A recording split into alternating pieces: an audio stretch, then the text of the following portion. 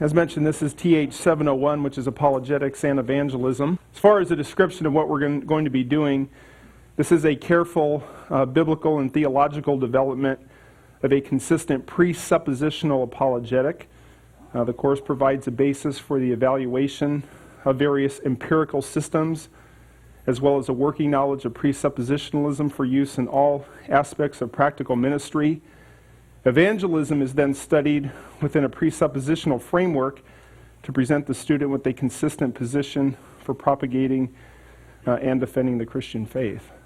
How many have done any kind of studies in presuppositionalism before? Okay.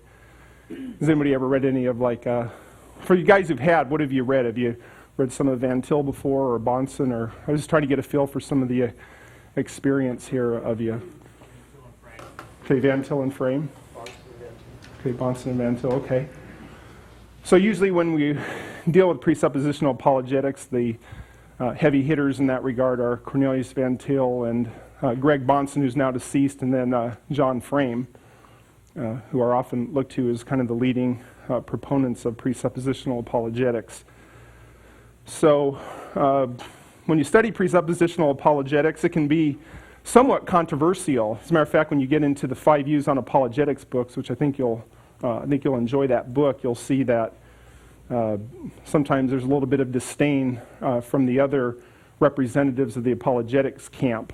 And so sometimes when people study presuppositionalism for the first time, they'll see that it's a little bit different than the standard perhaps Josh McDowell books that you read, not in the sense that it's contrary to the Josh McDowell sort of approach, but it's a little bit different in the sense that it's more foundational, I would say, in the sense that presuppositional apologetics certainly has room for Christian evidences and the sorts of things that we're traditionally used to.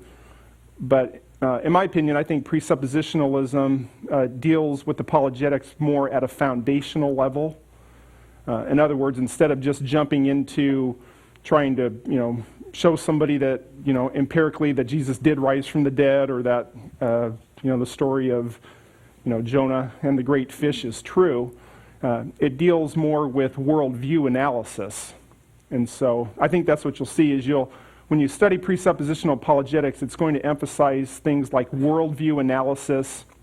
It's going to argue that Christianity is true in all of its affirmations and proclamations, and that the other worldviews, such as naturalism and Eastern worldviews and hedonism and existentialism and all these other worldviews, don't line up with reality and need to be exposed as such.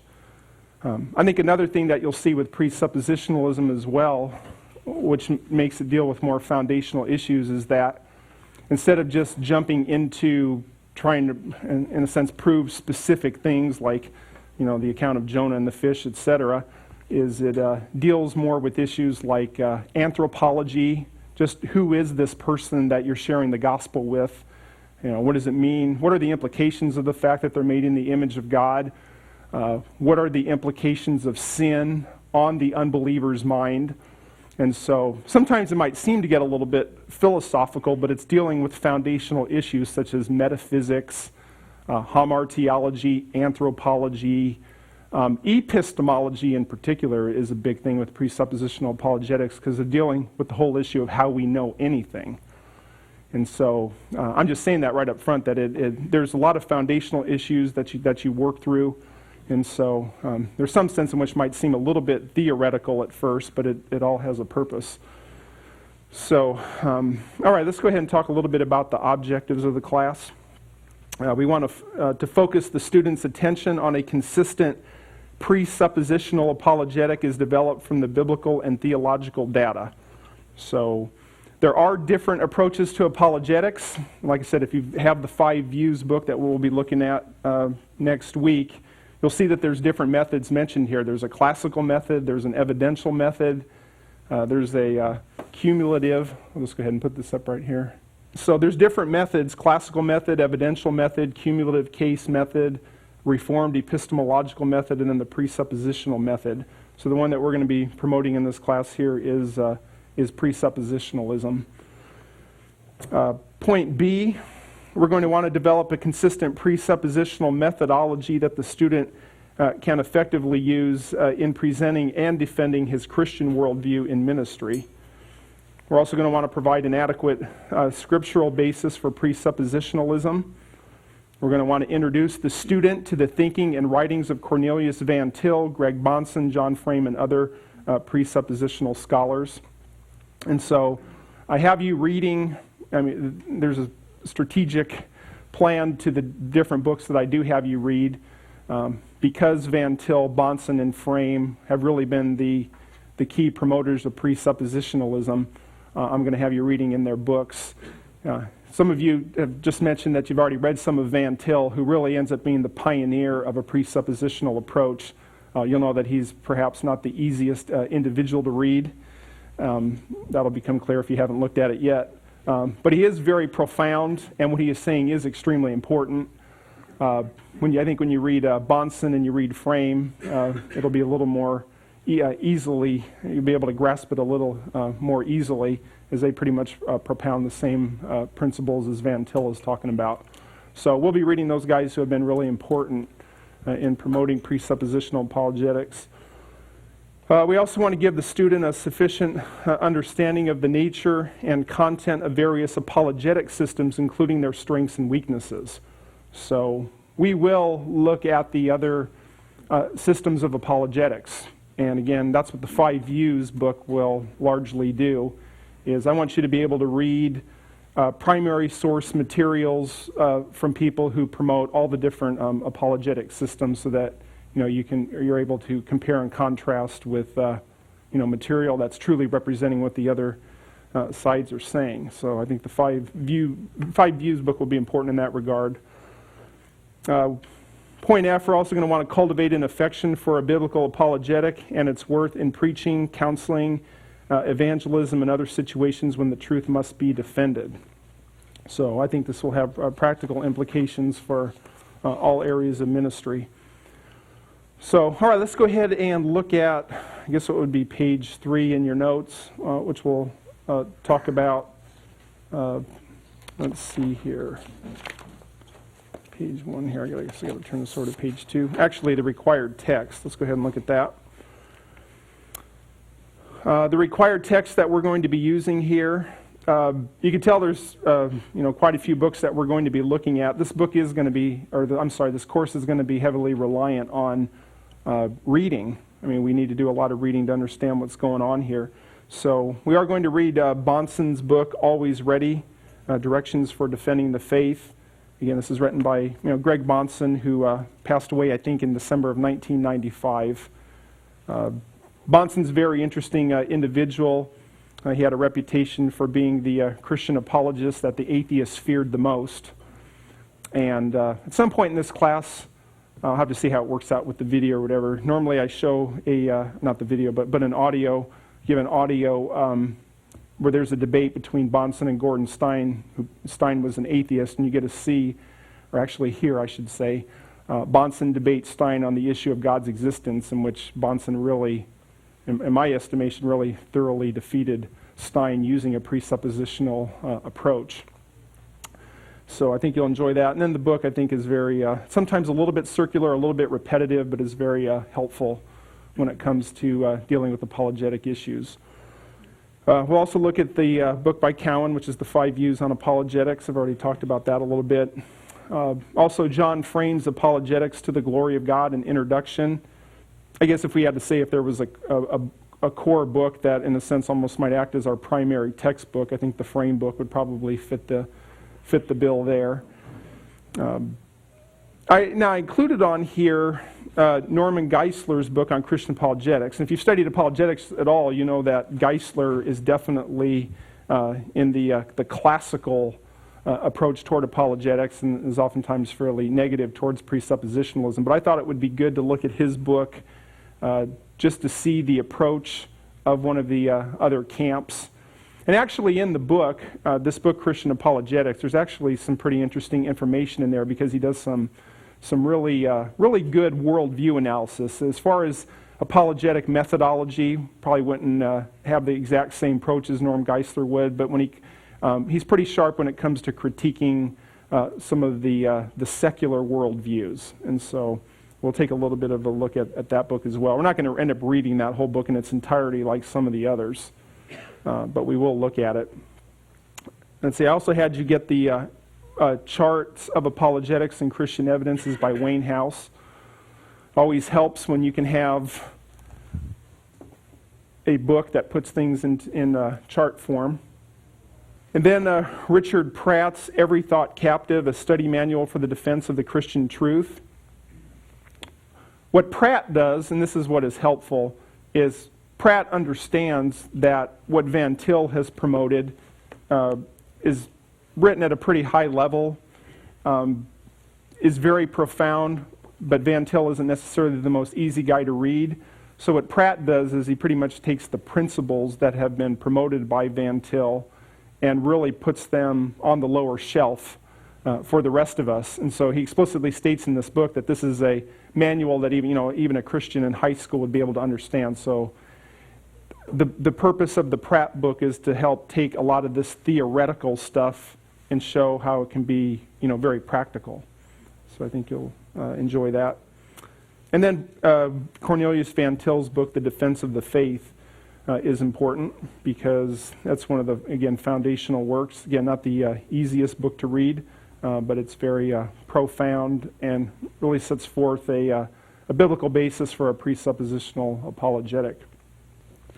The first, really half of what we cover is more foundational. We'll talk about what is apologetics, apologetics in church history. And then when we get to September 3rd, we're going to talk about the introduction to apologetic systems. That's where we get into the 5 Views books, or 5-View book. And then we'll get more specifically narrowed into what is presuppositional apologetics. So we have a series of lectures on that as far as what that's involved. And then you start to get into some of the bigger specific issues. The whole issue of the existence of God. We'll devote a couple of lessons to that. And I said at some point around there I'll bring in the Bahnsen audio debate with Gordon Stein, which is pretty helpful. And then the whole issue of the problem of evil.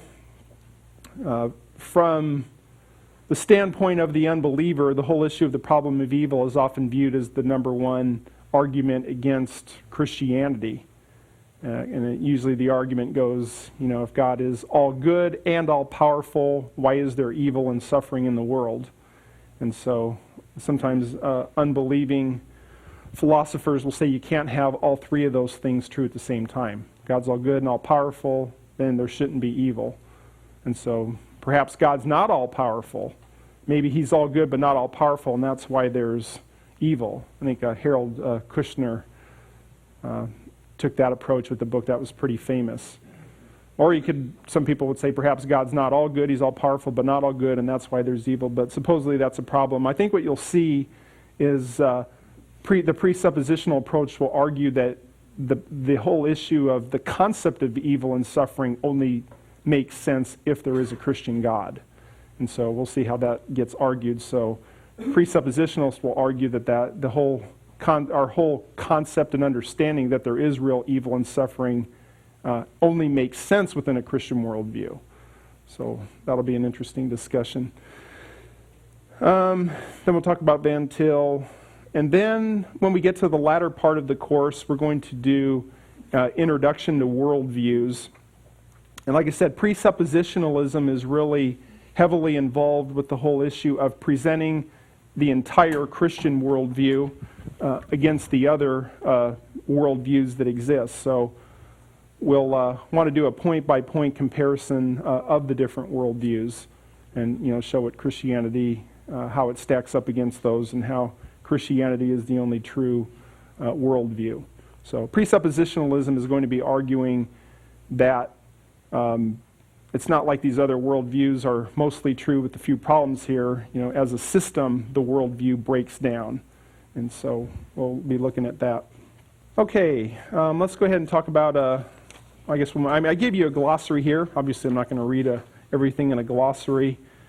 But starting on page 6, I talk about key terms and concepts. There's no doubt when you study apologetics that you get into some philosophical issues. And that should be expected, because Christianity, it is a worldview. It is a philosophy. Sometimes you might be a little bit scared of that word because oftentimes philosophy is linked with unbiblical thinking. But Christ is the source of true wisdom. And so, whenever you're dealing with philosophy, you're dealing with the whole issue of the pursuit of wisdom. So, what I'm getting at here is that as you deal with these issues, you do have to deal with concepts that are often viewed to be somewhat philosophical. And I think one of the misperceptions about presuppositionalism is that it's fideistic, that it's anti-rational, and it's saying, believe just to believe. When actually, presuppositionalists have done very in-depth and good analyses of the various philosophies and worldviews. And like I said, if that's your perception of presuppositionalism, I think you'll see that that's not the case. So some of the terms here, again, I'm not going to read through all of these here, but we'll clearly, be talking about, when you get the whole issue of the a posteriori and a priori, you're dealing with the whole issue of knowledge, and is there ideas that we have in our minds before experience, or does not all knowledge come from experience? So we'll be getting into those issues. It gets into rationalism and empiricism and various things like that. Agnosticism and atheism. Clearly a lot of people will claim that there is no God or that we can't know. Cosmological argument, that'll be dealing with the whole issue. That's one of the traditional arguments for God's existence based on causation. If you look at the world and say, this couldn't just happen, there has to be a cause for something like this, and that ultimate first cause must be God. That's cosmological argument. And then the other things we'll get to eventually. So just understand that you have this here as a source for you if you run across some terms that may be a little bit more unfamiliar to you. So, like I said, these first couple days here are going to be pretty introductory. So let's just talk through what is apologetics. In our modern English language, the biblical concept of apologetics can easily be misunderstood.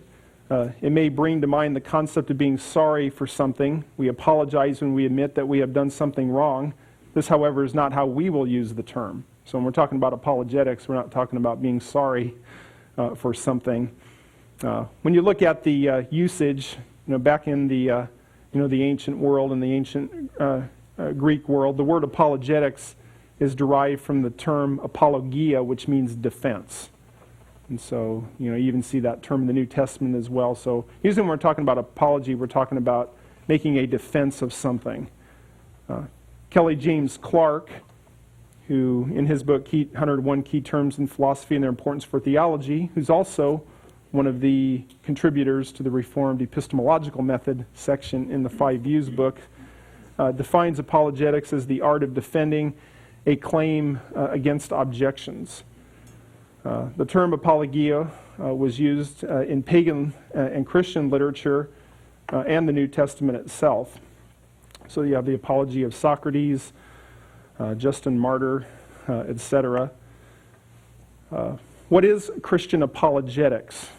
And so I guess the thing here is we see this term used in various situations. But when we come to the issue of what is Christian apologetics, maybe at this point I'll just throw out a question here. I'm not necessarily looking for a gotcha moment or anything like that, but when you hear about Christian apologetics, what do you normally think of? If somebody comes up to you and asks you for a definition, how would you explain apologetics? Any thoughts on that? Defending your belief in Christianity. Okay. Yeah, defending the belief, and I think that really hits at the core of what it's talking about, a defense of the Christian faith. We'll look at some verses here pretty shortly that talk about that, how Paul talked about the proclamation and defense. So good, yeah. Okay. Yeah, you often think of evidences. In other words, people are asking for a reason, and our evidences often come into play in that. Okay. Right, so when we talk about Christian apologetics, It's interesting, according to Dr. Zemek, who often teaches here, the first use of apologetics for a specific Christian discipline did not arise until 1834. That doesn't mean the concept of apologetics began in 1834. It's far from the case, but as far as looking at the discipline of it, it starts a little bit more, it's more recent. As far as definitions, I'll just give you some definitions here. According to Geisler, apologetics is the discipline that deals with a rational defense of Christian faith. Next page, page 12. According to Cowan, in the 5 Views book, apologetics is concerned with the defense of the Christian faith against charges of falsehood, inconsistency, or credulity. He also states, as it concerns the Christian faith, then apologetics has to do with defending or making a case for the truth of the Christian faith.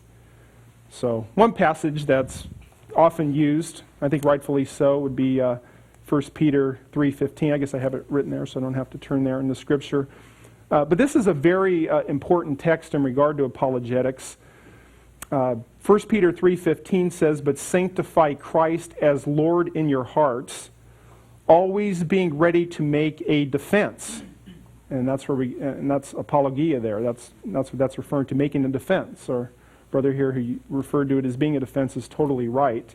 Being ready to make an apologia, a defense, to everyone who asks you to give an account for the hope that is in you, yet with gentleness and reverence. Now, this is just one verse here, but this is a pretty power-packed verse dealing with apologetics here, because it does talk about a defense. In other words, when people ask, you're always, I mean, the things that are present here, there's just so many things here. So we're talking about making a defense to everyone, and we're talking about here, a defense of the Christian faith, to give an account for the hope that is in you. So it's implied there that there's, you're going to have to be ready at all times to be able to give a defense of the Christian faith and talk about the gospel and the hope that is within you. One of the things that's very important in the whole apologetics debate, and this is a huge, huge issue, point of debate, is the whole issue of, do you have to lay aside your Christian convictions to try to prove Christianity?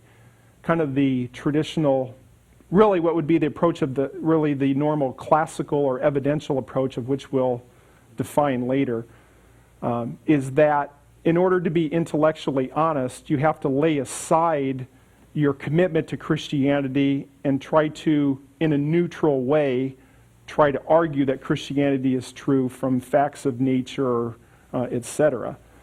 And so that's been pretty much the common approach, is that even Christians will say it's intellectually dishonest to have your presupposition be the Christian faith as you tried to, defend Christianity, and usually one of the charges that gets thrown at you is that that's circular reasoning. And believe me, we're going to deal a lot with the whole issue of the charge of circular reasoning. That's even Christian apologists in this book will often just dismiss the presuppositional approach as being circular in that regard.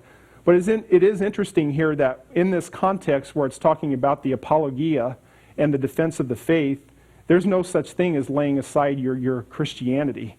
I mean, it talks about here, but sanctify Christ as Lord in your hearts. So we don't lay aside our commitment to Christ as we're giving a defense of the faith. So you sanctify Christ as Lord in your hearts, always being ready to make a defense. So we're to be ready at all times.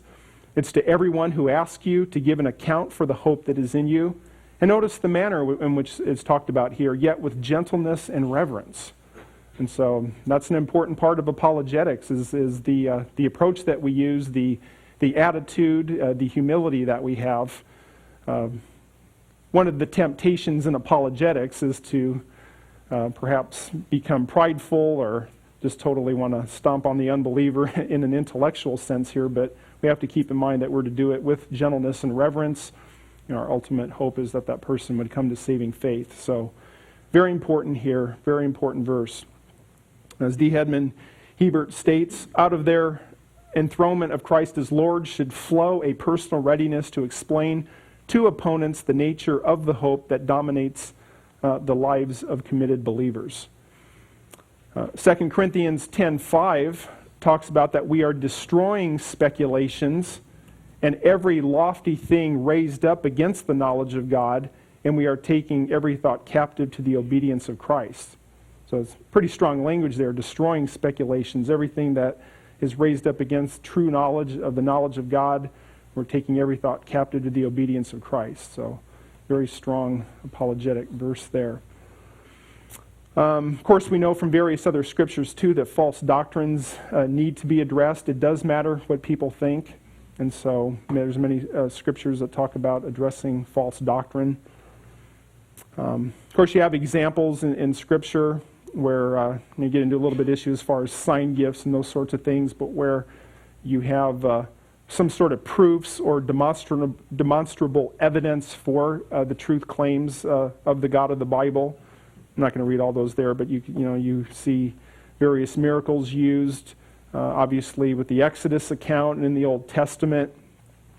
When you get to the book of Acts, particularly Acts chapter 14 and Acts chapter 17, those end up being really important texts, particularly Acts 14 and Acts 17, 16 to 34, because you have Paul's address before the philosophers on Mars Hill there in Athens, which is, we'll look at that passage later, but that's very, very, very, I mean, all Scripture is relevant, of course, but it's so relevant to our situation today because since we live in a, what people often refer to as a postmodern, post-Christian, Western world, United States, we probably in the last couple of decades have become, as far as competing worldviews, have become more like the situation was of the early church. The situation the early church faced was very pluralistic. So you got to remember when Christianity started, it was just this little belief system, pretty much on an island, and you had all these other competing thoughts and religions and worldviews and everything from just straight naturalism and atheism of like an Epicurus to the various the religions and myths and all that kind of stuff. So what's interesting about Acts chapter 17 is that Paul goes before people who have no knowledge at all of any special revelation, and it's interesting to see how he argues. He'll actually argue from creation, and he talks about coming judgment, and in my view really presents kind of a full-orbed Christian worldview there. So anyway, as far as the purpose of Christian apologetics, moving on to Roman numeral 4, as an intellectual discipline, apologetics can serve two purposes: to bolster the faith of Christian believers and to aid in the task of evangelism. So I do think there is a close connection between apologetics and evangelism. I also do too think that studying apologetics can also help the faith of Christians as well. One of the things that I think the Reformed epistemological people will rightly point out is that you can be very rational in your Christianity without necessarily having to work through all the proofs and evidences and all the philosophies. And I think that's probably the case. I mean, I'm not going to do a show of hands here, but I think when most people come to faith in Christ, it's not necessarily because they did a philosophical study of all the different worldviews, but you being made in the image of God, and because of the Spirit of God and the Word of God working in your life, you realize that you needed to bow your knee before the Creator. And so it's not the case where you have to necessarily go through a whole philosophical worldview analysis for every single person. But there's no doubt sometimes studying these things can help bolster your faith. Anybody familiar with, I've been watching a lot of the political coverage lately, and I saw, was it Bill Maher? He was on Larry King Live, and he was talking, he's just really going on this rant against anybody who believes in a God.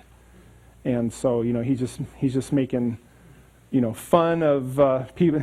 Of course, it's mostly directed at Christians, but he's just pretty much mocking anybody who has belief in God. And he starts, what's funny is he starts talking about, he was mocking the question that was asked to Obama and McCain about the whole issue of evil. And so what's interesting is he starts running off about what he considered to be evil. It's not the things that the Christians think are, but it's poverty and all these other kinds of things. But what's interesting is he has a standard of right and wrong. He has a standard of what's evil and these sorts of things. But the thing that he needs to deal with is, if he's an atheist, how can he claim that anything is true or false or good or bad or evil or anything like that? And so, and the thing is, they often usually don't think through it like that. That'll be one thing you see in the Bahnsen-Stein debate, is that Stein will throw out a lot of those sorts of things, and Bahnsen will just say, hey, you've claimed that there's something that's right and wrong. You admit that what Hitler did is wrong. What's the basis within an atheistic worldview for declaring anything to be wrong or for anything to be evil? And so those are kinds of things we'll be talking about. So when we're dealing with apologetics, we talk about negative or defensive or positive or offensive apologetics. There's no doubt that the unbeliever will throw out things against Christianity and say, aha, Christianity can't be true because of this. What do you do with the problem of evil? How about the whole issue of miracles? We know that everything, according to the naturalist, just works according to the normal order. So, how can there be miracles? Trinity, deity of Jesus, those sorts of things where people will claim that they can't be true. So we can give answers to that. And then there's also positive or offensive apologetics, which is offering positive reasons for the Christian faith. Offering arguments for the existence of God, arguments for the resurrection of Jesus, arguments for miracles. All those things are more in the positive side. As far as an apologetic methodology, an apologetic method is a strategy for defending the faith. It is a way of putting together a case for the Christian faith using either positive or negative apologetics or a combination of the two. Although apologists agree on the basic definition and goals of apologetics, they can differ significantly on the proper methodology of apologetics. That is, they disagree about how the apologist goes about this task, about the kinds of arguments that can and should be employed, and about the way the apologist should engage the unbeliever in apologetic discourse. And I should have put that statement in bold, because that is so true. Like I said, when you get to this book on the 5 U's with the classical, evidential, cumulative, presuppositional, and reformed, you're pretty much going to have people who are equally committed to the Lord arguing that we need to take this certain approach towards the unbeliever. So that's how come I think presuppositionalism will be so helpful, because I think it ends up being the most well thought out approach, in the sense that, now again, I'm just kind of giving you my impression as I deal with the different approaches. But it seems to me that when you're dealing more with the classical or the evidential approach, which is more of the the Josh McDowell sort of approach, that there's often kind of a just jumping to specific evidences. And again, there's nothing wrong with a lot of the evidences that are being discussed there. But as far as your approach, as far as your methodology, I think before we start out with trying to prove X, Y, and Z to the unbeliever, we have to understand the nature of the unbeliever. In other words, the nature of his thinking. What are the implications of him being made in the image of God? So the whole thing's concerning anthropology, hamartiology, the role of the supernatural and the Spirit and the Word of God. Those are the sorts of things that the presuppositionalists will say, let's take a step back and address the very nature of this unbeliever. Because, and I think it's been said, and I think it's true, that unless the Spirit of God is working in the heart of an unbeliever, you can throw out evidences all day long, but you may put out one fire and they start 2 more. And the thing is I think it's correct to say, as others have pointed out, that when it comes to the primary problem of the unbeliever, it's not so much intellectual as it is moral and spiritual. And we don't want to totally divorce the intellectual element at all, because we're holistic beings and it's all part of the process. But it seems to me from Scripture that the primary problem of the unbeliever is more of rebellion and an evil heart, more so than intellectual evidence. So that's where I think presuppositionalists are going to do a good job of dealing with those things. Now, on the other side, presuppositionalists have emphasized those things so much that oftentimes the accusation against them is that when it comes to how you actually use evidences, they oftentimes aren't very specific on that. And there's actually some validity to that. Usually when you study people like Bahnsen, Frame, and Van Til, they will often make statements that there is a proper way to use evidences, but it has to be done from the right foundation. how they've explained how the proper use of those evidences might look like, sometimes it falls a little bit short. So I think there's some more progress and thinking that we can do on those particular issues. But presuppositionalists are not against the use of evidences, but what they are calling for is that it be done, from a proper standpoint. Pretty much here, I have the three aspects of apologetics. It pretty much just kind of repeats the other two as far as proving Christianity to be true. Apologetics is defense. I think you see this word defense again if you look at Philippians 1. I'll just read for this here. Philippians 1:7. Paul talked about, for it is only right for me to feel this way about you all, because I have you in my heart, since both in my imprisonment and in the defense and confirmation of the gospel, you all are partakers of grace with me. So he mentions the defense there. And then in verse 16 he says, the latter do it out of love, knowing that I am appointed for the defense of the gospel. Also, apologetics as offense. One of the things that you will see emphasized in this class as we talk about presuppositional apologetics is not just giving a reasonable basis for Christianity and defending Christianity from claims such as how can you be a Christian if evil exists and that sort of thing, but going at the whole issue of attacking the foolishness of the unbeliever. The Bible talks about, in Psalms it talks about that the fool has said in his heart there is no God. The Bible is actually going to call unbelief foolishness. There's a sense in which if you're not a Christian, you are acting irrationally. And so because Christianity is true truth, there is a God who has created the world and operates according to his rules, his standards, his laws. And when you're not acknowledging that or operating the way that you should as a creature made in the image of God, there's a sense in which that is foolishness.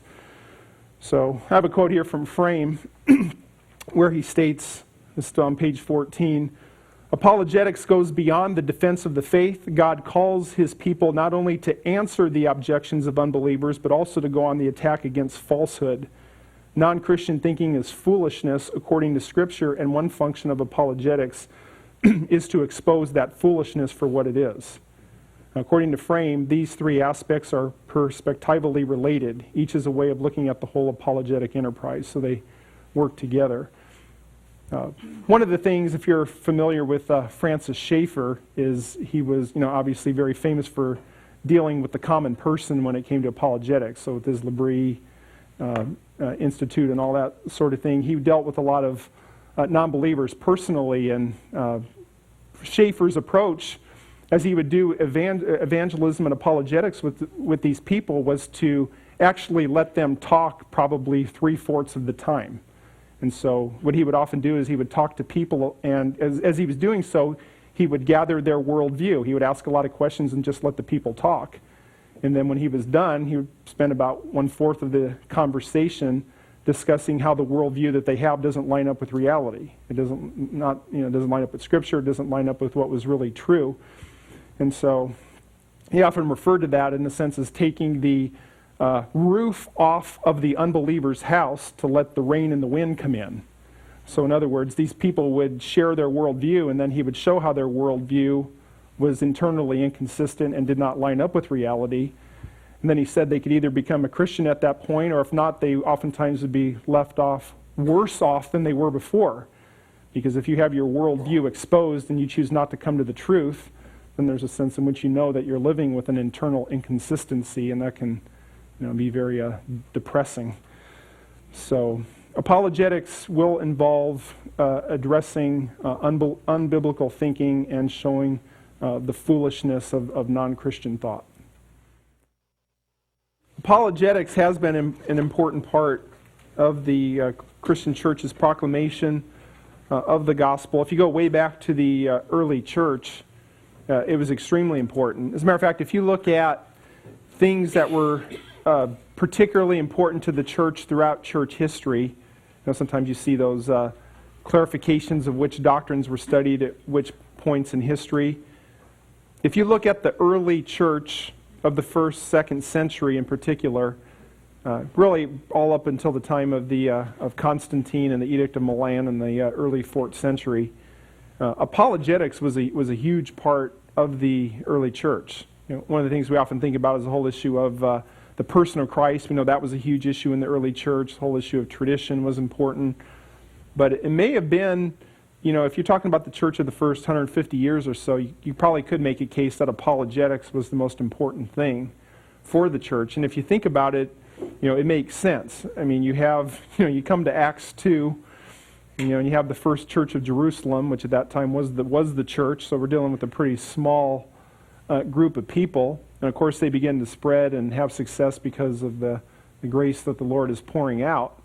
But if you just look at all the objections that there were, I mean, we know that there was persecution. It was, sometimes spattered and sometimes more intense than others, but we know up until, AD 313, the church was persecuted. Many were put to death. We know that the Romans and were making a case against the Christians and claiming certain things, that they were cannibalist and all these sorts of things. We know that there were, even just from the New Testament itself, a lot of antagonism from unbelieving Jews. And so the early church has to deal with Jewish opposition, Roman opposition. On a philosophical level, there was a big challenge because Greek philosophy and Platonic thinking were very influential at the time of the early church. And so a lot of people viewed Christianity as being anti-intellectual and anti-Platonic thinking. And so you had a lot of the early fathers trying to argue that, Christianity is a valid, viable worldview. So apologetics was a real big thing. I just mentioned some of the opponents here. You have the Jewish opposition to Christianity. A lot of the unbelieving Jews were claiming that Christianity is blasphemous because it worshipped a man as God. So how can you say that Jesus is a man and yet he's God? And so you would have explanations coming from Christians. The Romans would say that Christians worship Jesus as king. Thus they were revolutionaries who did not give Rome and the emperor the proper allegiance. Greek philosophy objected by saying that physical matter is inferior to the spirit. Thus the idea of a bodily resurrection is absurd. And so Christians would have to argue, matter is not evil. They would affirm the resurrection. And so much apologetics had to go on early. And then you would also have those who would try to claim to be Christian but still had, were unbelievers of a different worldview. You've perhaps studied the Gnostics. With their influence from Platonism, would argue that matter is evil, or would object that Christ could only appear to have been human. They would have the objection that the God of the Old Testament is not the God of the New, and that the resurrection is merely spiritual. So Christians had to answer those issues. Come to the next page, apologetics during the patristic period. Justin Martyr was important. He's oftentimes referred to as one of the apologists of the early church, and rightfully so. He refuted those who denied that God could raise the dead. He argued that Jesus' resurrection was physical, not just spiritual. And so, if you look at number 4 in his dialogue with Trypho, Justin tried to persuade the Jews that Jesus is the Messiah and that Christianity supersedes Judaism. And so, particularly at that dialogue with Trypho, as Justin's dealing with an unbelieving Jew, he tries to show from the Old Testament that what's being said about Jesus is consistent there. Justin argued that there is some good in secular philosophy, but Christ is far superior to all philosophers. So that was if you've been in historical theology 1, you know that was a really big issue there. There was this assumption a lot of the time of the Greek Platonic philosophy, and how does Christianity fit into that? And so a lot of discussion. Irenaeus, in his Against Heresies, defended true Christianity from the errors of the Gnostics. So he was arguing for the physicality and the humanness of Christ. Tertullian, he was involved with apologetics too. He was not as sympathetic to the integration of Greek philosophy with Christianity as some of the other Eastern fathers were. But he dealt with the whole issue of pagan religions. Clement of Alexandria, he argued that truths found in secular philosophy were a result of general revelation or reliance upon the Old Testament scriptures. But he defended the superiority of Christian revelation. One of the things you see with the early fathers is particularly the ones from more of the eastern side, not so much those like Tertullian, but a lot of them tried to show that Christianity was not anti-intellectual. It was, if there were truths from secular philosophy, they may at particular points agree with special revelation, but special revelation was superior. Augustine, most influential of the church fathers. If you look at him from a philosophical standpoint, even if you just study secular philosophy books, Augustine is often treated as a philosopher just in his own right. And so oftentimes, his City of God is often viewed, again, even from a secular level, as the first true philosophy of history. It's kind of interesting because he tries to show that there's a linear view of history. What's interesting is if you look at the world as a whole, particularly if you bring in the religions from the East, a lot of people in the world operate under the assumption that time and everything is circular or cyclical. And Augustine was arguing for a linear view of time based on his understanding of Scripture, which is true. We know that with the Christian worldview that there's a beginning, a middle, and then an end. Not in the sense of an end as far as everything being destroyed, but a culmination and a golden age that is to come. Augustine argued with people at that time for the biblical view that the world was created out of nothing, as point 4 talks about. What's interesting is if you look at Plato and Aristotle, who were influential at that time, they did have some sort of creator. So what's interesting is some of the traditional arguments for a creator God actually have some similarities with some of the things that Plato and Aristotle talked about. But for them, they believed that there was some sort of creator who was using pre-existing material. But Augustine argued that the God of the Bible created out of nothing, the ex nihilo, which is true. He also promoted the teleological argument for God's existence, in which the apparent design of the universe shows that there is a creator God.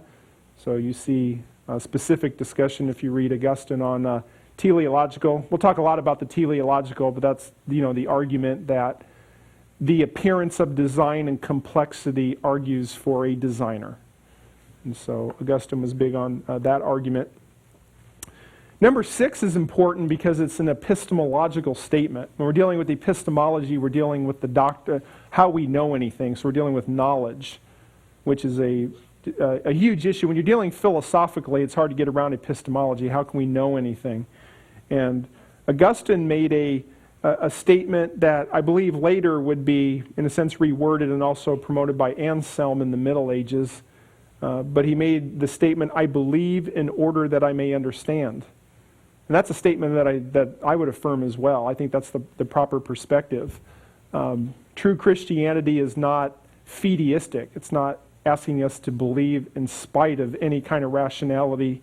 But at the same time, because this is God's world and He made it, we have to believe in order to understand. So sometimes that analogy is, or you see an analogy of cracked glasses versus glasses that work right. In a sense, we say that the unbeliever is looking through the world because of the fall and not being regenerated. He sees the world through cracked glasses.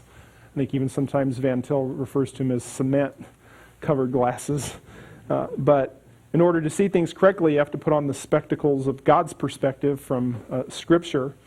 And so when Augustine says, "I believe in order that I may understand," that's a statement affirming that reason and rationality are important, not rationalism. Rationalism says I'm going to use my own human reason as the starting point for understanding things. So Christianity does not teach rationalism, but it does talk about being rational and being reasonable. There's a difference.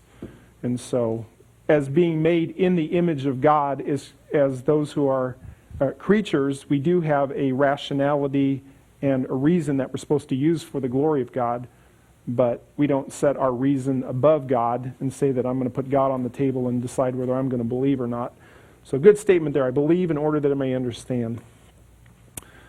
Augustine promoted a free will theodicy in which the problem of evil can be attributed to human beings who choose to bring sin and death into the world. So whenever you get into theodicies, usually you see theodicy, when you see that term, it's a term talking about the defense of God, usually in the light of the problem of evil. So again, the problem of evil, if God's all good and all powerful, why is there evil and suffering? There have been various theodicies, attempts to defend the existence of God in light of these issues. So one of them is the free will. For Augustine, evil is lack of privation of the good. Evil does not exist in itself, but it exists as a corruption of good things. Augustine offered one of the first Christian theistic epistemologies, although under the influence of Plato. Apologetics during the medieval period. Two individuals from a philosophical and theological, and I guess we could even say apologetic level, are important here. And they would be Anselm of Canterbury and then Thomas Aquinas. Thomas Aquinas in particular will be extremely important, and actually Anselm is too. It seems to me that when you get to the Middle Ages, you start to see the development of more of what we usually think of when we think of apologetics. There clearly was apologetics going on in the early church, clearly, but the kind of apologetics that we're more used to thinking of, it starts to come into shape here in the Middle Ages. And actually I would say Augustine, when he started really giving detailed explanations of the teleological argument. That was you started to see more of that kind of thinking. So Anselm of Canterbury also adopted Augustine's motto of I believe in order that I may understand. He suggested that faith precedes reason in divine matters. He's also famous for promoting the ontological argument for God's existence. And usually when you work through the common traditional arguments for God's existence, you think of, and we'll explain these, but cosmological, teleological, moral argument for God's existence. Usually the fourth one that's put in there as well is what's called the ontological argument.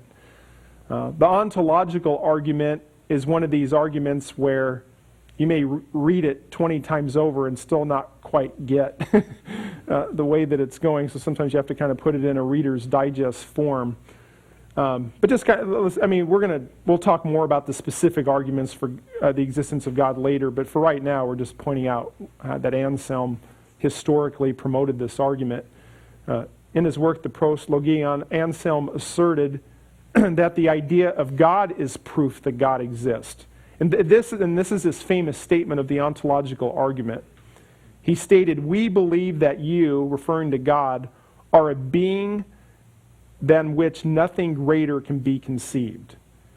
He also said, "Hence there is no doubt that there exists a being in which nothing greater can be conceived, and it exists both in the understanding and in reality." And so pretty much the Reader's Digest concept of that is the concept of God itself is proof for God.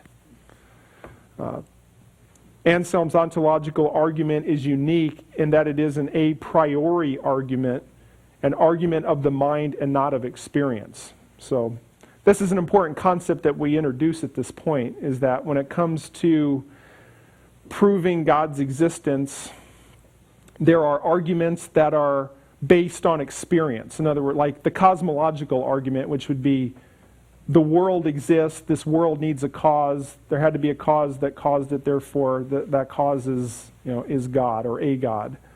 So you look at the world and you say, boy, when I look at this world, it couldn't just exist. There must have been somebody who created it.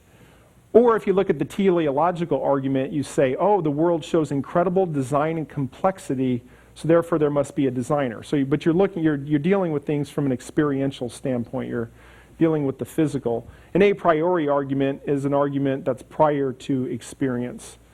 And so it's more of an argument of the mind. Anselm is known for his arguments for the necessity of the incarnation of Jesus Christ. In his Why God Became Man, he argued that Jesus' life and death were logical necessities. He also promoted the satisfaction theory of the atonement.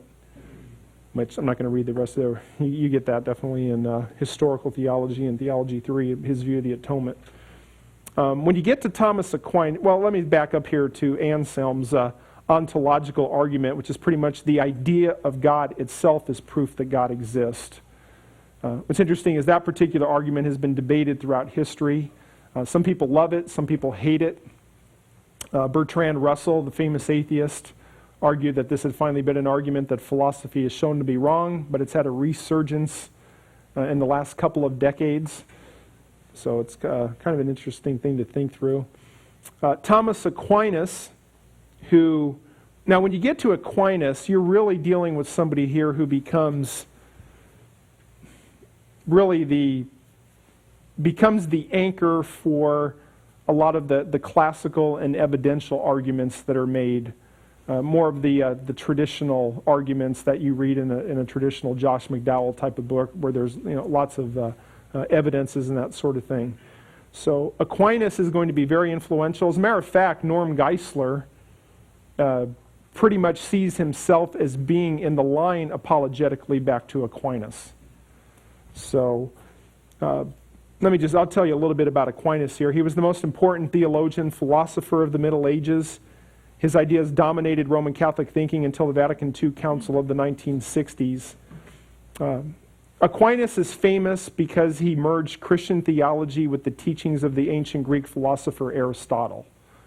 And he's very upfront about that too. When you get to the time of Aquinas, shortly before Aquinas, kind of the philosopher, if there was a philosopher that was kind of looked to in a favorable way in the Christian church, it was often Plato.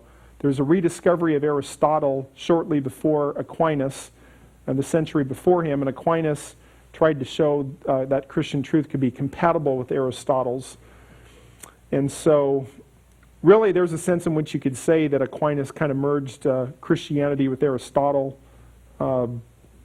Aquinas offered, point 3 here, this is where we get real more specifically into apologetics. But Aquinas offered 5 proofs for God's existence.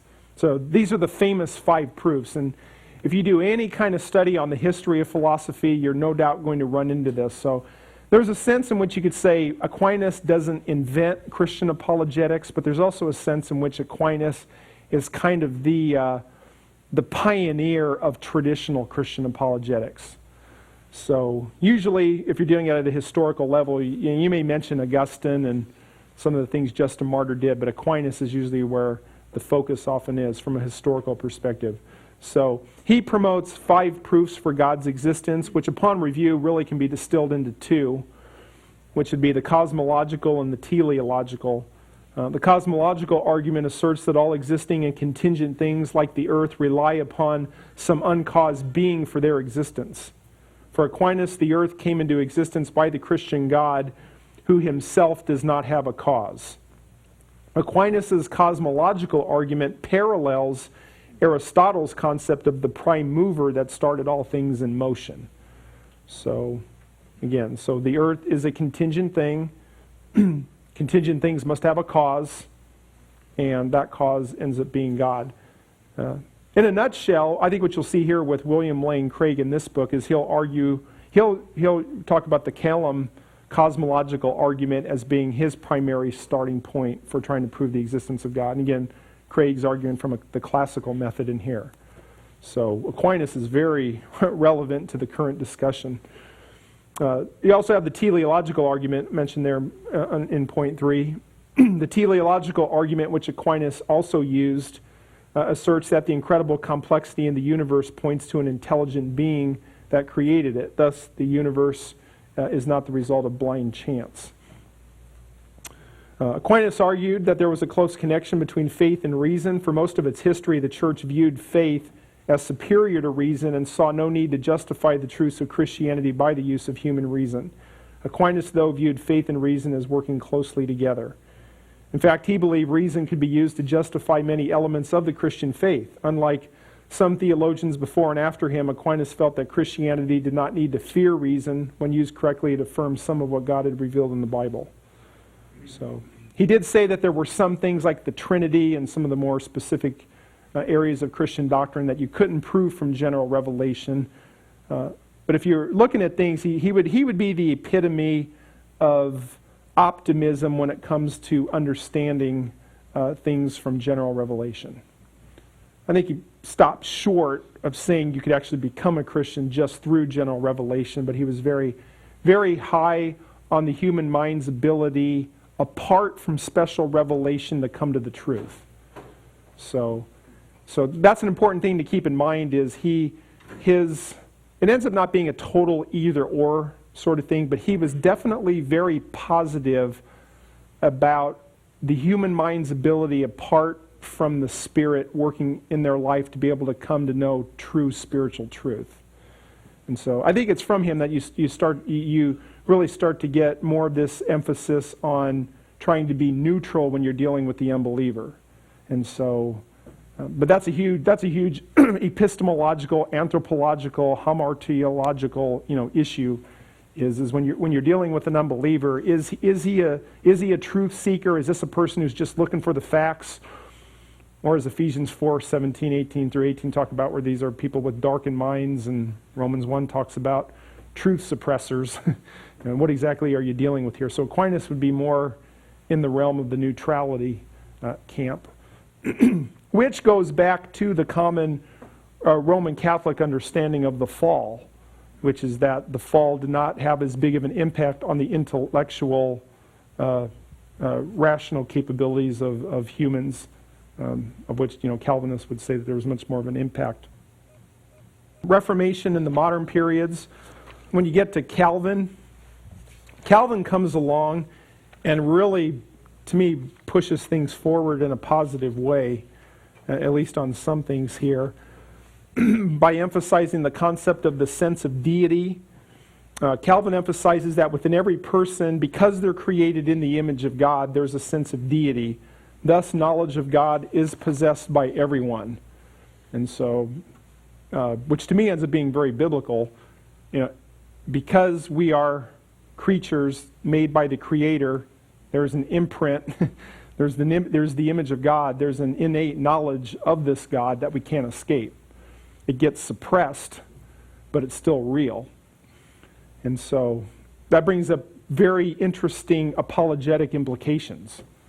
Because if it's true that everybody's made in the image of God and they inherently know that there's a God, and not only inherently from being made in the image of God, but they know it from the testimony of the creation, like Romans 1 talks about, how does that affect your apologetic? If there's a sense in which we know people understand that the God of the Bible is already there, how does that influence whether how you go about witnessing to them? Calvin does point out, though, that depravity obscures the natural revelation of God. If the unbeliever is to be converted, God must work through both special revelation of the Bible and the testimony of the Holy Spirit. Calvin believed, I think this is important here, in the comprehensiveness of revelation. As Frame states, now listen to this closely, Calvin's view, if I can say this right, Calvin's view of divine sovereignty enables him for the first time clearly to declare all things wholly revelational of God. Since God's plan alone determines nature, history, and individual life, God is clearly revealed in all of these areas. Thus, this is really important here, thus Calvin opens the full range of created reality to apologetics. All facts are evidence for God, not merely the facts of causality and teleology. So in other words, if this is truly all God's world, that means that every single thing in this world points to Him.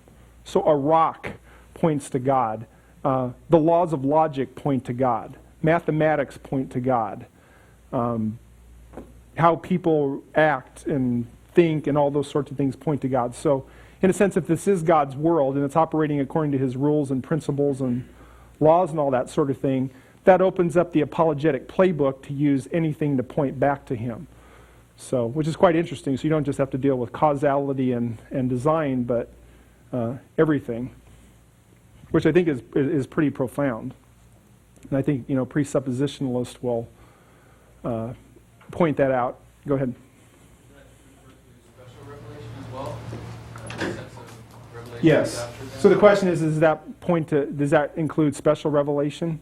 Well, I mean, we can understand God through mathematics or science or knowledge or Yeah. those things that you listed, would Calvin also say that would, he's not saying that's salvific in any way to understand those things? No, yeah. So, no, yeah. So, no, the question is, Calvin's not saying that those are salvific things like mathematics and laws. No. Yeah, so he would make the distinction between the special revelation and the general revelation. So you need the special revelation for the salvific. But still, general revelation does reveal God and points to him. And so there's a perfect harmony working between the two. But yeah, he definitely, he wouldn't say you could get saved from general revelation. I'm not even sure Aquinas said that, but Aquinas pushed it a little bit, pushed the line there. So I guess what that comes down to practically is there are a lot of things that can end up being starting points for a gospel presentation. And so, again, you have to share the gospel. For somebody to get saved, the Spirit has to move and work in their heart. But since everything points to God, the playbook and the starting points are big, are broad. Pascal, 1623 to 1662. He's mostly known for Pascal's wager. Perhaps you've heard of that before. Pascal's wager is not so much an argument for the existence of God as it is a reason why you should believe in God. So, usually if you're looking at it from a philosophical perspective, you kind of have the top tier arguments: cosmological, teleological, ontological, moral. And then a second tier argument is often referred to as you see Pascal's wager in there. So let's talk about it a little bit. Pascal, who had developed the mathematics of probability in relation to gambling activities, such as dice, applied the idea of a wager to belief in the existence of God. According to Pascal, it was better for a person to wager in favor of God's existence than to bet on the opposite idea that God did not exist. Why? The answer is related to the consequences of each option. So here, what you do here is you run down the options, and what he's going to end up saying is it's better to risk believing in God. So here's the deal. Here's how you go. If a person wagers or bets on God's existence, and it ends up being true that God does indeed exist, then that person will have eternal life. If the end result is that God does not exist, though, then the believer loses little. So in other words, if you believe in God and it ends up being that God doesn't exist, you wasted a few prayers, whatever, but no big, I don't want to say no big deal, but it won't be as big of a deal as if you're wrong on the other side. On the other hand, if a person chooses to not believe in God and God does exist, then that person will suffer the horrible consequences of eternal punishment in hell. For Pascal, then the choice was clear. If you are undecided as to whether to believe in God or not, the smart wager is to bet on God's existence. So in other words, if you choose to be a believer and you're wrong, that's not good. But if you choose not to believe in God and He exists, then the consequences of that are so much more horrific that the smart thing to do is to wager on God's existence. So, what do you think of that? What do you think of that argument, just right offhand? John Fast, yes. Well, just belief in God is not salvific. James said Yeah. that demons believe and shudder. So just believing Right. in God is not salvific. And it contradicts Paul's statement that if Christ did not rise from the dead, we of all men are most to be pitied. Right. So just belief is not... Right, yeah, John brings up a good point. Yeah, because you have to clarify, what does it mean? Can you just literally just say, well, I don't really believe in God, but since I'm worried of these consequences, I'll say God exists. We would know that's not sufficient. And that is a good point about Paul talking about that if Christ hasn't been raised, we're actually meant to be pitied. Somebody else going to say something? Yeah. I think it's a good starting point. Yeah. Just to go further on the salvific issue. Yeah. But So maybe it's not everything, but it is. It is an interesting. Clearly, just as the way it's stated here, it's definitely insufficient. But as far as something to think about, I think there's some validity to that. Yeah. I think we actually see this worldview in place. In a lot of churches, they're like, I'll just accept Jesus, and there's no, it Fire deals- insurance. Exactly, it's just that principle, Yeah. I've talked to people who have said stuff like that. Oh, I just accepted Jesus, because if it is true, that kind of Right. stuff. Yeah, So- you bring up a good point there, because we know that true belief is not just mental acceptance of a existence of a being. It's a relationship. It's a commitment. There's a lordship issue. Yeah, and let's go back here, and then we'll come here. Depends on which religion's right then. Okay. If you have like, Islam's right for some reason. Okay, great point. Then we're toast. So our friend brought up here the whole issue of, you have to take into account the whole issue of the various religions, of which in the Stein-Bonson debate, that'll be one of the things that the atheist Stein will say is, what if I choose, I can't remember exactly what he said, but something like, what if I choose to believe in the God of Islam, and oops, it ended up being Christianity, and so, so clearly, when you get into the specifics of it, there's some problems. Are you going to say something here? So I was just wondering, I guess for these apologists, for the main apologists, do you feel like in their mind it's more of an act of being obedient to like the commands of Scripture and providing like a sound defense, or do you see more of the motivation is trying to win over who they're like arguing? Yeah, in other words, what's their motivation? Are they scripturally bound? Is there another reason? I think in the Middle Ages, maybe not so much with Pascal, but definitely the Middle Ages apologist, I think there was the motivation was to show, because even though it's still a quote Christian worldview, you still have atheists, you still have, and we're at the rise of Islam, you have I think the motivation was to show that Christianity, apart from the Bible, still makes sense intellectually. So I think that was their main motivation. And so, of course, I think, there would be, I think there's some, but the presupposition will say the whole concept of trying to lay aside Christian beliefs to show Christianity, there's some problems with that. But yeah, I think their motivation was to show that Christianity is so intellectually acceptable that even if we put one hand behind our back, which is special revelation, we can still show it. Okay, moving on, page 21. Joseph Butler, his analogy of religion defended Christianity against deism. But one of the things that you have when you get to the late 1600s into the 1700s is the rise of deism as a competitor to biblical Christianity. And so what you'll have here with Butler is Butler is going to write a defense of Christianity. What you're going to have with deism, and if you were in historical theology, we talked about this, but with deism coming, dealing in this time period of the Enlightenment, was this belief and philosophical assumption that human reason is primary. In other words, we don't just accept special revelation or listen to the church or the Bible, but we start with our human reason. And so what happened is that the deists end up saying, we're just going to accept what we believe to be rational and reasonable to us. And for them, a lot of the specifics of Christianity weren't reasonable.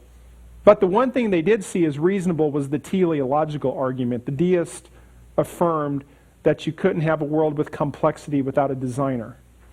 But that designer didn't push them to the Christian God. It just pushed them to, I guess, what some would call the absentee landlord, or the watchmaker who makes the watch and go away. And so that ended up being very popular, is that there was belief in a creator, small c, a God, small g, but not the God of the Bible. And so that's one thing that you do. I'm getting ahead of myself a little bit here, but you do have to ask yourself is if you are going to start with cosmological and teleological argument apart from Christian presuppositions and the Bible, if you work the cosmological and teleological argument out logically, does that get you to the God of the Bible?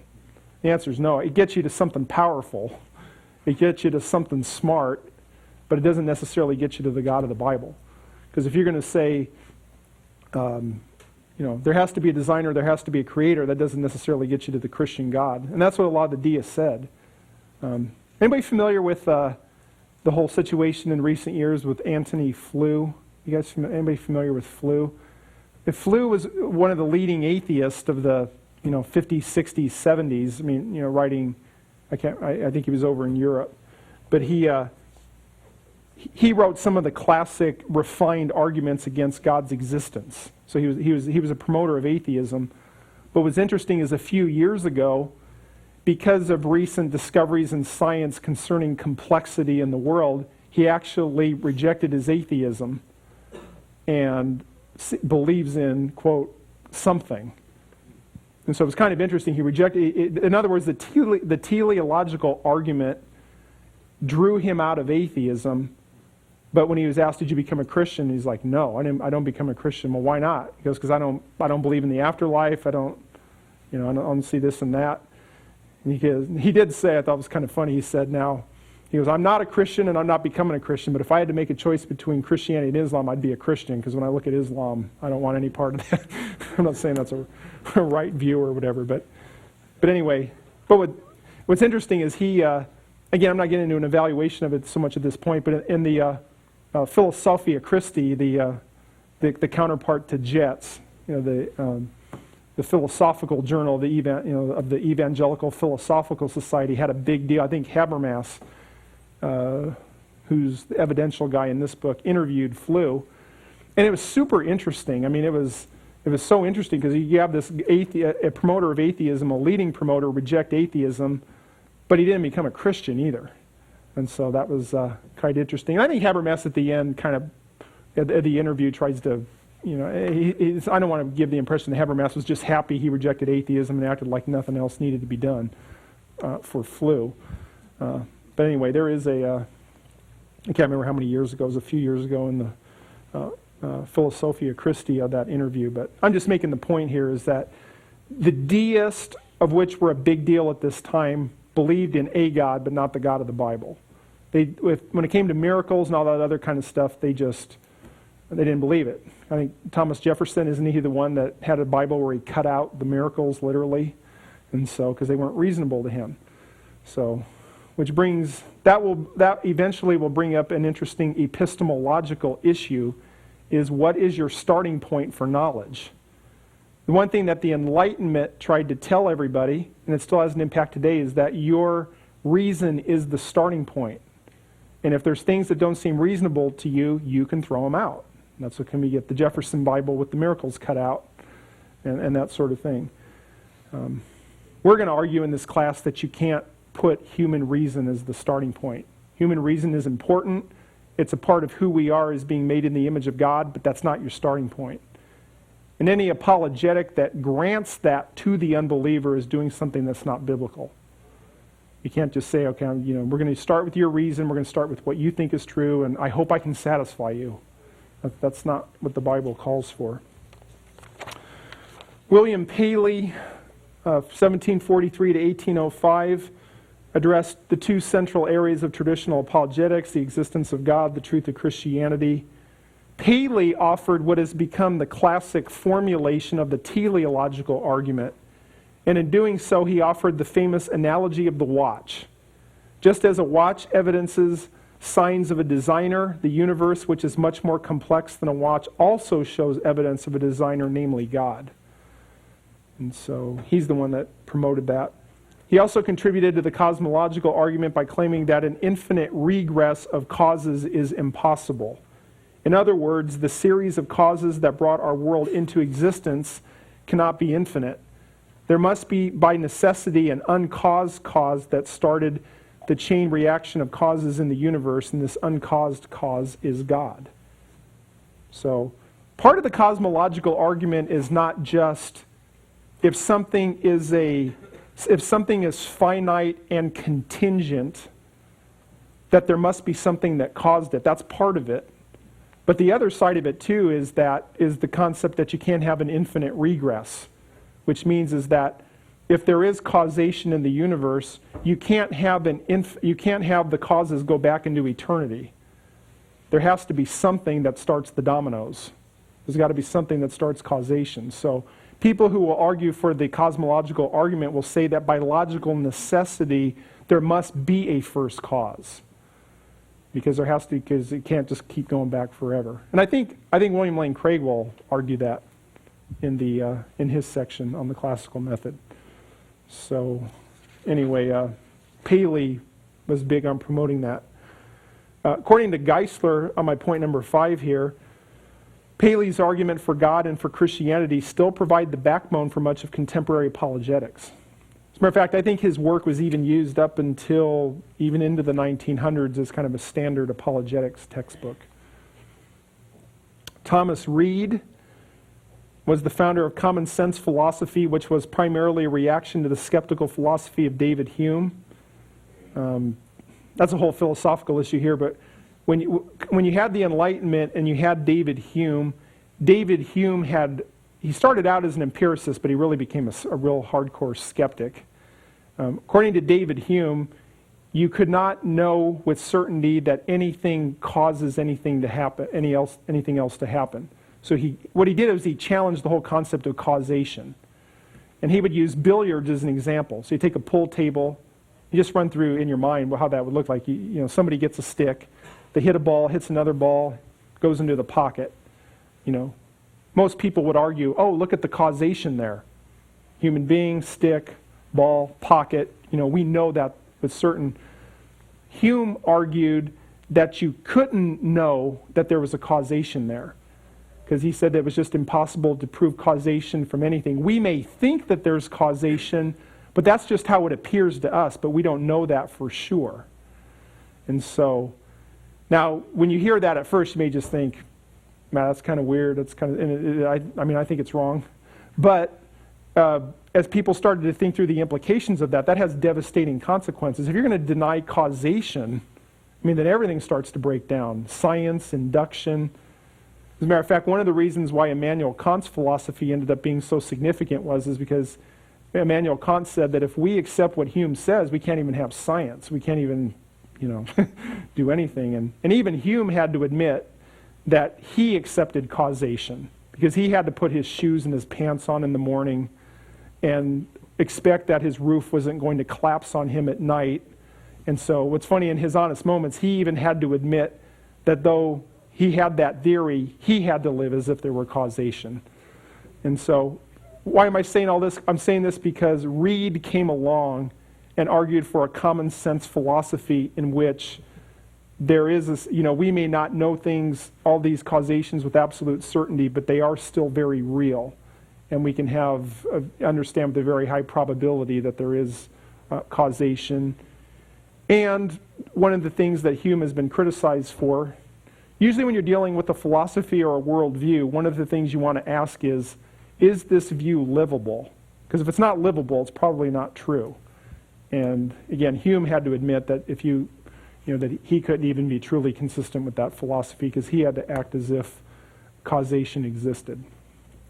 So, Kierkegaard comes along. We often, we're probably pretty familiar with Kierkegaard, as the father of existentialism.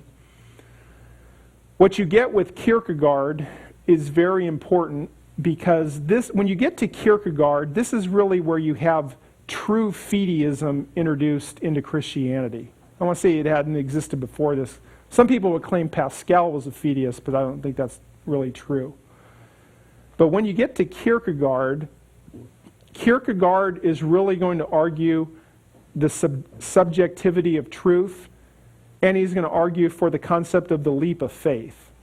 And so what you're going to see with Kierkegaard is that you can't know anything for certain, or even with a high view of probability, but you still have to commit yourself to something to make life meaningful. So what you get with existentialism with Kierkegaard is a passionate commitment to something with no reason for believing it. We're not even just talking about whether you can have certainty or not, but according to Kierkegaard, you couldn't ever even really have any kind of rational probability that what you believe in is true. So that's how come you have a leap of faith. You have to throw yourself into something hoping that it's true.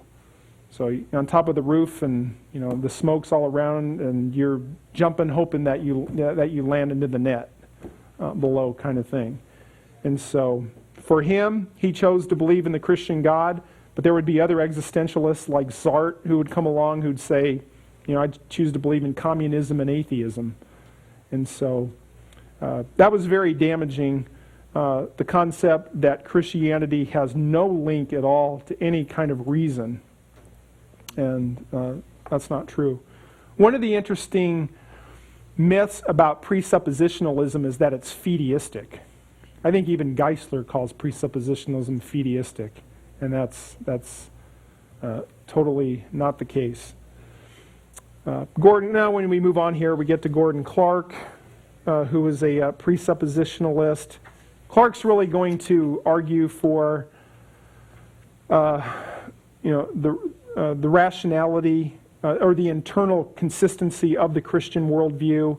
He's going to be one of the first to really start really pushing the idea that only Christianity is free from internal contradictions in what it affirms, which I believe is true.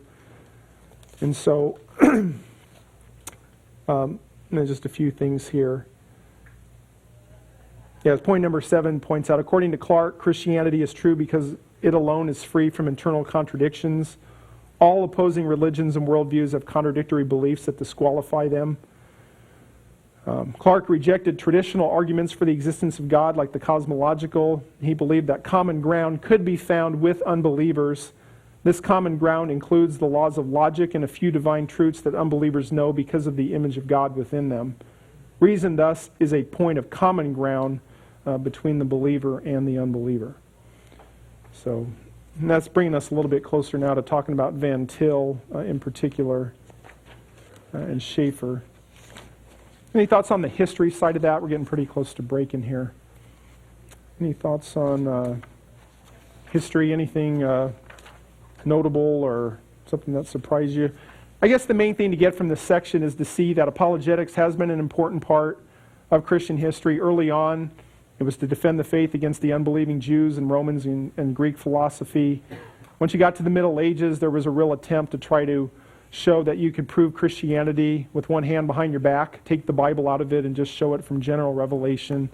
Calvin comes along and starts to emphasize the sense of deity that's within each person. And then you have the Enlightenment come along, and so you have a lot more of a evidentialist kind of approach to proving Christianity.